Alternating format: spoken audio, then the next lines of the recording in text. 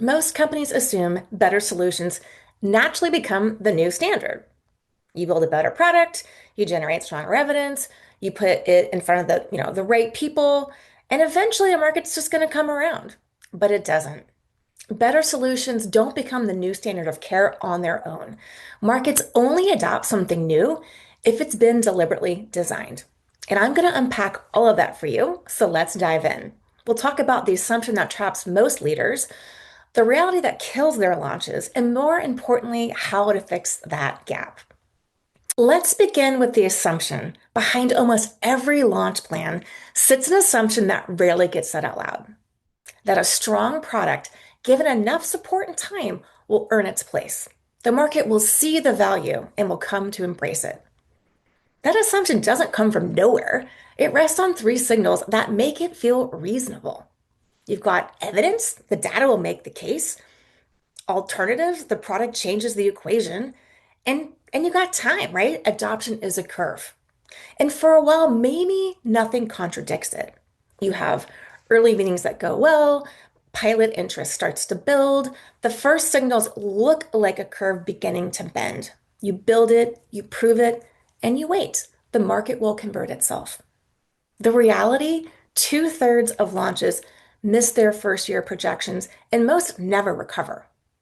I'm not being dramatic. A launch that lags in year one tends to lag in years two and three. And you might think that markets kill the weak launches. You're wrong. Failure after failure. You've got a strong product, you've got strong evidence, you've got a strong team, and still the market defaults to the status quo. The early signals will lie to you. Inbound interest, engaged pilots, a few vocal champions, yet start investing to scale, which is when it logically makes sense. But then you see empty sales rep calendars and you've just got crickets in your order management system. It wasn't that the early enthusiasm wasn't real. It just wasn't representative of the market.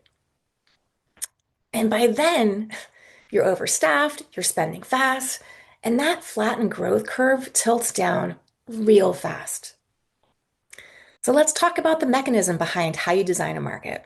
Why do strong products fail? Because the problem lies in market belief, not the product itself. The product stalled for a reason that has nothing to do with how good it was. Better data didn't move the market because belief decides what the evidence means. And clear advantage didn't win the comparison because belief sets the relevance of alternatives.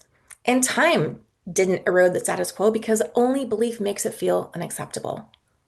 So evidence, alternatives, and time don't act on a market directly. They land only through belief. And belief doesn't form on its own, it has to be designed. That work has a name. It's called belief engineering. And it's the deliberate practice of designing the belief that allows a new approach to become the market's default choice. And it's taught through a single model.